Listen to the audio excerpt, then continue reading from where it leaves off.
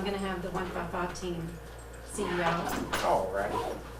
Earlier, if we were able to get $2 million more next year, would there be federal funds available for matching? Absolutely. Right now, we again, about $6 million backlog, and it continues to rise. Mm-hmm. Yeah, absolutely. Absolutely. And you know, one of the things that you saw in the presentation today is that the investments that are being made are literally being made in communities throughout Mississippi. And the thing that I noticed is that they're being made in communities that are represented by Republicans, they're being made in communities that are being represented by Democrats. And that's one of the great things about the Mississippi National Guard, is that they make their decisions based upon what's best for the military installations. There are no political decisions, they're doing what's right.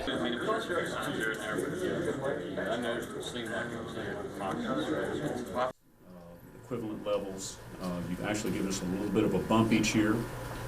That has allowed us to certainly pay the payroll for our state employees, but it also does important things like keeps our museum down at Camp Shelby open. That really gets a lot of activity, believe it or not. And it's more than about Camp Shelby, it's more than about the Mississippi Guard, it's actually about Mississippi's involvement in the military over the course of 100 years. The reason that I can, without fear of reservation, commit to continuing funding such as this is because Mississippi's in the best financial shape we've ever been in. You know, we have less debt on the books today than we had 8 years ago.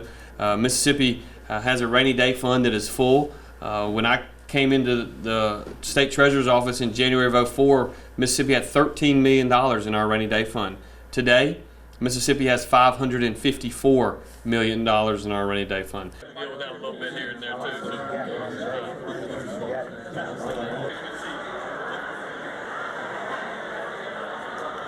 Freedom is not free, and the reality is that we are able to live in a society with a government that is democratically elected because of the sacrifices of men and women all over this globe, and you are the real heroes. And so thank you for what you do and what's allowed for this. The absolute least we can do as a state government is to support you financially with resources because you deserve the absolute best. And I am excited about the opportunity of supporting additional investments starting in January in the 2020 legislative session. So thank you all very much. Biggest one. So it also. Business? Yes, sir. I voted for you. Well, thank you. I appreciate it.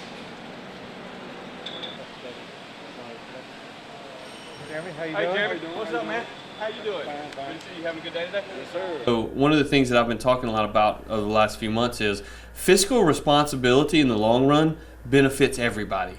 And our fiscal responsibility in the last 8 years is going to benefit a lot of projects going into the future, because now we have monies available without having to try to raise taxes or borrow more money. So we get less debt on the books, we don't have to raise taxes, and we also have the ability to invest in projects that make sense long term.